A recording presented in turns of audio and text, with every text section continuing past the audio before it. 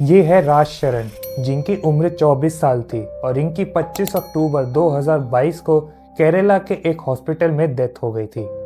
लेकिन इनकी डेथ कोई नेचुरल डेथ नहीं थी, बल्कि एक प्री प्लान मर्डर था। और इस मर्डर के पीछे जो था वो उनकी खुद की गर्लफ्रेंड ग्रीष्मा नाम की एक लड़की थी, जो तिरुवनंतपुरम में रहती थी।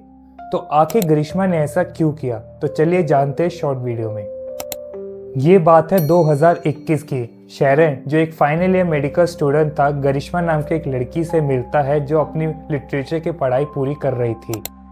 ये दोनों एक बस में मिलते हैं और तभी ये दोनों एक रिलेशनशिप में आ जाते हैं। रिलेशनशिप के आने के बाद भी गरिश्मा की शादी एक हाई रैंक मिलिट्री ऑफिसर के साथ तय हो जाती है और जल्द ही उसकी एंगेजमेंट हो जाती है। लेकिन कहानी में ट्विस्ट अब आता है कि एंगेजमेंट होने के बाद भी गरिश्मा जो है वो शेरिंग के साथ अपने रिलेशनशिप को एंड नहीं करती और वो चर्च में जाकर शेरिंग के साथ एक झूठी शादी कर लेती है और वो दोनों एक होटल में जाकर कुछ फिजिकल रिलेशंस भी बनाते हैं। गरिश्मा नहीं चाहती थी कि वो सारी बातें सतीश को पता लगे, इसलिए उसने डिसाइड किया कि वो शेरिंग को अपने रास्ते से ही हटा देगी।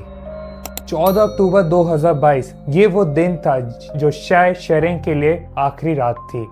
शेरिंग गरिश्मा से उस दिन मिलने गया। जैसे ही वो उसके घर में एंटर करता है और उसके रूम में जाता है, सबसे पहले गरिश्मा उसको बोलती है कि सबसे पहले वो इस काश्यम को पी ले। काश्यम माने काढ़ा, जो हम बीमार होने के वक्त पीते हैं। शेरिंग ने बिना कुछ समझे उस काश्यम को पी लिया और जैसे वो उस काश्यम को पीता है, उसकी तबीयत अचानक से इतनी ज़्यादा ख़राब हो जाती है कि उसको हॉस्पिटलाइज किया जाता है।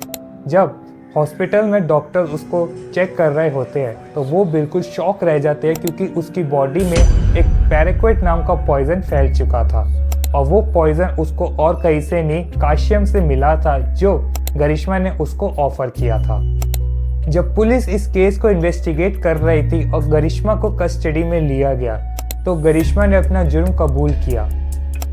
जब इस केस को कोर्ट में रिप्रेजेंट किया गया तो इस केस को धोखाधड़ी, विश्वासघात और एक प्लान मर्डर का रूप देकर उसको डेथ सेंटेंस दे दिया गया और जनवरी 2025 में 22 साल की गरिश्मा को फांसी की सज़ा सुना दी गई। तो दोस्तों, ये केस हमें बताता है कि जिन लोगों से हम सबसे ज़्यादा क्लोज है या सबसे ज़्यादा प्यार करते हैं, वही हमारे साथ विश्वासघात करते हैं। दोस्तों, अगर आपको वीडियो अच्छी लगी हो तो ज़्यादा से ज़्यादा इसको शेयर करिए, ताकि कोई भी अगला शेरन किसी अगली गरिश्मा का शिकार ना बन सके।